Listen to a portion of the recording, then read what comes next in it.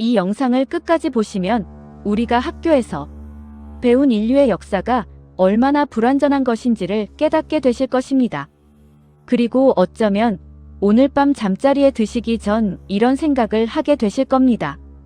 우리가 문명이라 부르는 것이 정말 진보인지, 아니면 우리는 지금 무언가를 잃어버린 채 살아가고 있는 것은 아닌지. 수천 년의 시간이 감추어온 하늘의 비밀, 오늘 그 문을 열어보겠습니다. 여러분, 1970년대를 기억하십니까? 새마을 운동의 함성이 전국 방방곡곡을 울리고 공장의 굴뚝에서 검은 연기가 하늘을 메우던 그 시절.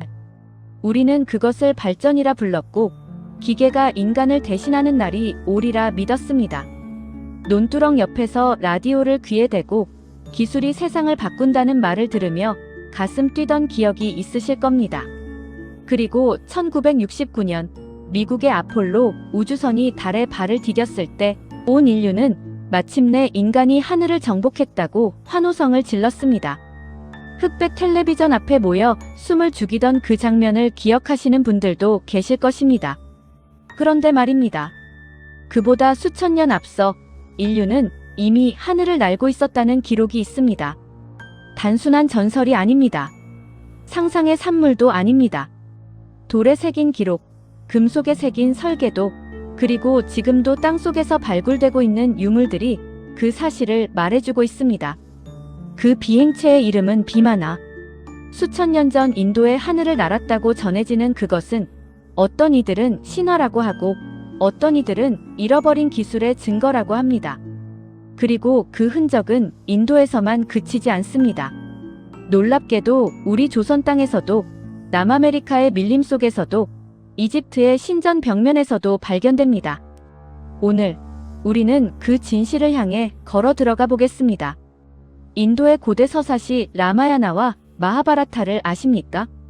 우리가 삼국지를 읽으며 영웅들의 이야기에 가슴 설레던 것처럼 인도인들은 수천 년 동안 이 두 서사시를 읽으며 자신들의 역사를 기억해왔습니다.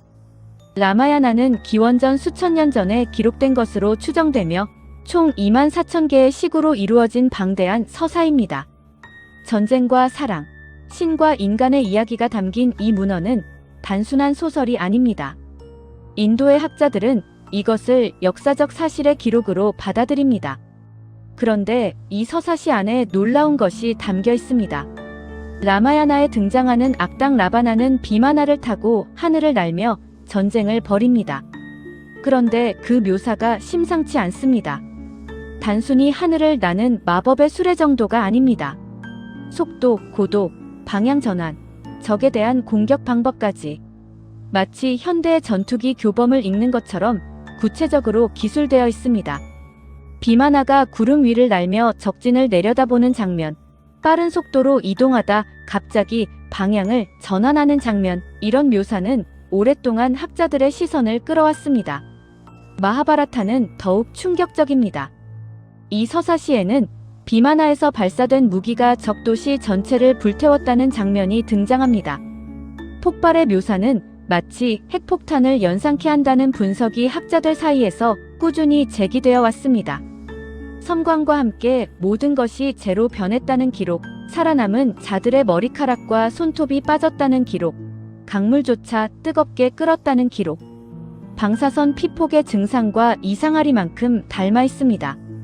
이것이 단순한 고대인의 과장된 표현이었을까요?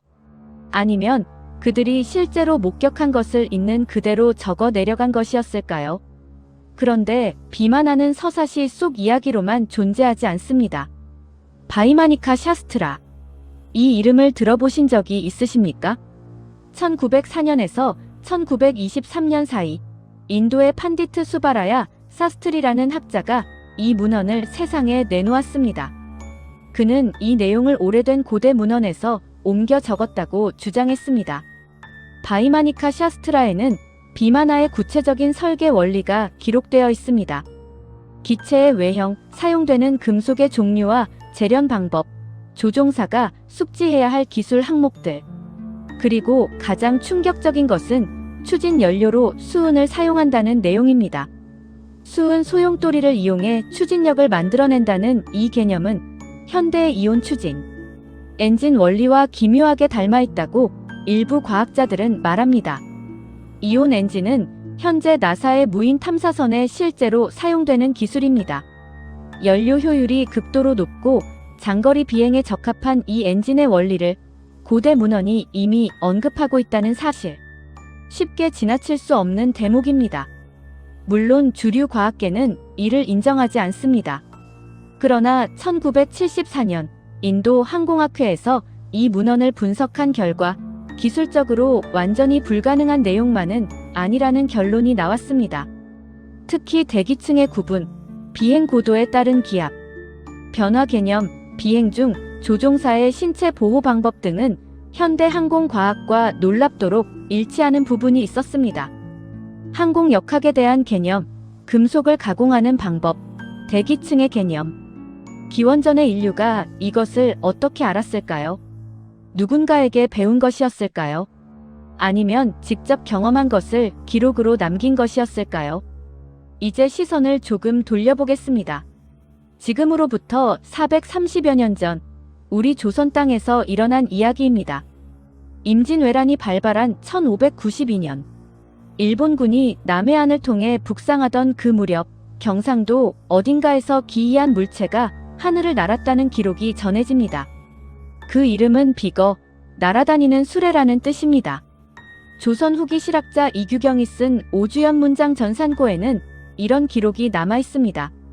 정평구라는 인물이 비거를 만들었으며 이 비거는 가죽과 나무로 제작되었고 성 안에 갇힌 사람을 태워 수십 리 밖으로 날아 탈출시켰다는 것입니다.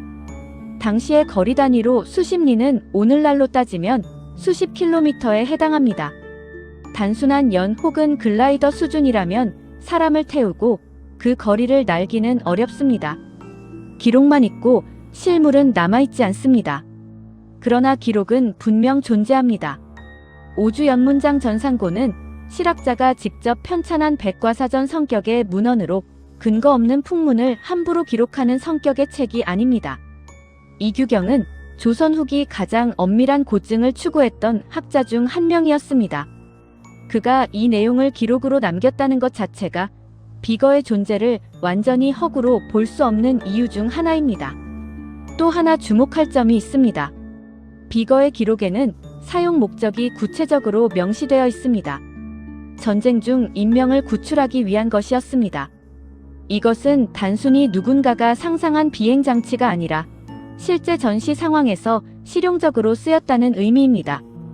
임진왜란의 참혹함 속에서 하늘을 나는 수레로 사람을 구했다는 이 기록은 어떤 의미에서 비거가 가장 인간적인 발명이었음을 보여줍니다. 그렇다면 생각해 보십시오. 고대 인도에서 발전한 비행 기술이 동서양의 실크로드를 통해 어떤 형태로든 동양으로 전파된 것은 아니었을까요? 수천 년에 걸쳐 전해 내려온 기술의 파편이 조선의 어느 외로운 발명가 손에서 다시 날개를 달았던 것은 아닐까요? 고고학적 증거도 무시할 수 없습니다. 이집트 아비도스의 신전을 아십니까? 기원전 1200년경에 세워진 것으로 추정되는 이 신전의 벽면에 새겨진 상형문자를 분석한 연구자들은 큰 충격을 받았습니다. 그 상형문자 중 일부가 놀랍도록 현대의 비행체와 흡사한 형태를 하고 있었기 때문입니다. 헬리콥터, 잠수함, 비행기를 연상케 하는 도형들. 이집트 당국과 주류 고고학계는 이를 서로 다른 상형문자가 겹쳐진 우연의 일치라고 설명합니다.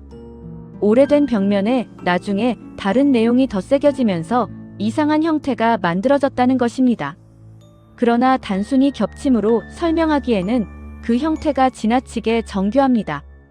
프로펠러 날개의 방향, 기체의 유선형, 꼬리 날개의 각도, 우연히 만들어낼 수 있는 정밀함의 한계를 넘어선다는 주장이 꾸준히 제기되어 왔습니다. 그런데 남아메리카 콜롬비아에서 발굴된 유물은 설명하기가 더욱 어렵습니다. 황금 비행기라고 불리는 이 유물은 기원전 500년에서 800년 사이에 제작된 것으로 추정됩니다. 길이 5cm 남짓한 황금 조각상. 그런데 그 형태가 현대 제트기와 기묘하게 닮아 있습니다. 삼각형의 날개, 상향으로 기울어진 꼬리 날개, 조종석으로 추정되는 공간. 처음 이 유물이 발굴되었을 때 학계는 이것을 물고기 형태를 본뜬 장식품으로 분류했습니다. 그러나 항공 전문가들의 눈에는 달리 보였습니다. 1994년 독일의 항공 전문가들이 이 유물을 확대한 모형을 실제로 제작해 테스트한 결과 비행이 가능했다고 합니다. 현대 항공역학 원리에 부합하는 날개 형태와 무게 중심이 확인된 것입니다. 만약 이것이 단순한 물고기 장식품이라면 왜 비행에 최적화된 형태를 하고 있는 것일까요? 과거의 인류는 이것을 어디서 봤을까요? 무엇을 보고 이것을 만들었을까요? 이제 가장 근본적인 질문으로 들어가 보겠습니다. 왜 이 기술은 사라진 것일까요? 비마나의 기록은 인도 문명이 쇠퇴하면서 함께 어둠 속으로 사라졌습니다. 바이마니카 샤스트라에 기록된 금속 제조 기술은 현재 어떤 연구소에서도 완전히 재현되지 못했습니다. 비거의 설계도는 남아있지 않습니다. 황금 제트기를 만든 이들이 속했던 문명도 역사 속으로 사라졌습니다. 문명은 항상 앞으로만 나아가는 것이 아닙니다. 수메르 문명은 갑자기 사라졌습니다. 마야 문명은 절정의 순간 무너졌습니다. 인더스 문명의 모헨조다로는 도시 전체가 어느 날 폐허가 되었습니다. 그런데 그 폐허에서 발굴된 것이 있습니다. 유리화된 흙입니다. 극도로 높은 온도에 노출되어야만 생기는 그 유리화. 1500도 이상의 온도가 아니라면 흙은 유리가 되지 않습니다. 모헨조다로의 중심부에서는 마치 어떤 폭발의 진원지처럼 유리화된 잔해가 방사형으로 퍼져 있는 구조가 발견되었습니다. 마하바라타에 기록된 불타는 비마나의 무기와 모헨조다로의 유리화된 잔해. 이 두 가지가 같은 사건을 가리키고 있는 것은 아닐까요? 수천 년 전 인류는 스스로를 파괴할 수 있는 무기를 이미 갖고 있었던 것은 아닐까요? 혹여 인류는 과거의 현재와 같은 수준 혹은 그 이상의 문명을 이루었다가 스스로 무너진 것은 아닐까요? 그리고 살아남은 자들이 다시 처음부터 시작하면서 우리가 지금 알고 있는 역사가 쓰인 것은 아닐까요? 우리가 배운 역사는 어쩌면 전체 이야기의 극히 일부분에 불과한 것일 수도 있습니다. 생각해보면 이상한 일이 하나 있습니다. 전 세계의 고대 신화 속에는 놀랍도록 공통적인 요소들이 있습니다.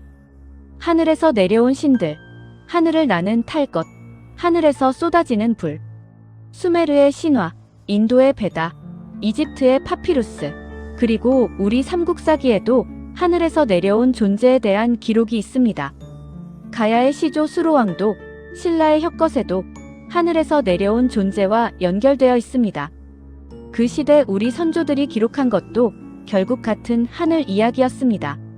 서로 교류가 없었던 문명들이 왜 이토록 닮은 기억을 갖고 있는 것일까요?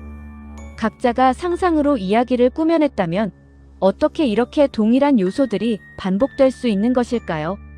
인류학자들은 이것을 인간의 보편적 심리가 만들어낸 유사성이라고 설명합니다. 그러나 그 설명으로는 채워지지 않는 의문이 남습니다. 어쩌면 그들은 모두 같은 것을 보았던 것은 아닐까요? 같은 하늘을, 같은 비행체를, 그리고 각자의 언어로, 각자의 방식으로 그것을 후대에 전하려 했던 것은 아닐까요? 그 기억이 신화가 되고 서사시가 되고 벽화가 되고 황금 조각상이 되었던 것은 아닐까요? 우리가 1970년대 힘겹게 산업화를 이루어 나가던 그 시절, 새벽 5시에 일어나 공장으로 향하고 논밭에서 땀 흘리며 내일을 꿈꾸던 그 시절, 인류가 처음 달에 발을 디뎠다며 온 세계가 환호하던 그 시절, 사실 그것이 인류 최초의 하늘 정복이 아니었을지도 모른다는 생각. 오늘 밤 여러분의 마음속에 그 물음표 하나가 남아있기를 바랍니다. 수천 년 전 하늘을 날았던 자들. 그들은 누구였을까요?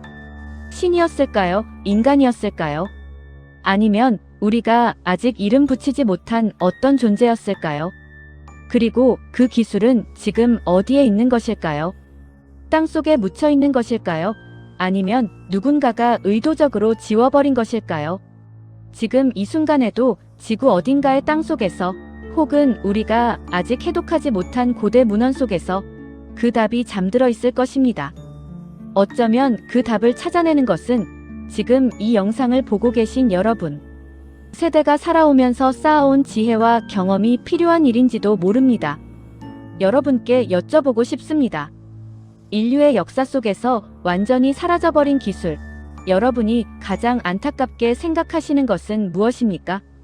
혹은 여러분이 살아오시면서 직접 눈으로 보셨거나 어른들에게 전해 들으신 설명하기 어려운 이야기가 있으시다면 댓글로 나누어 주시면 감사하겠습니다. 여러분의 기억 하나하나가 어쩌면 잃어버린 역사의 조각일 수 있습니다. 오늘 이 채널이 처음이신 분들께서는 구독 버튼을 눌러주시기 바랍니다. 다음 시간에도 역사가 감추어둔 진실을 찾아 여러분 곁으로 돌아오겠습니다.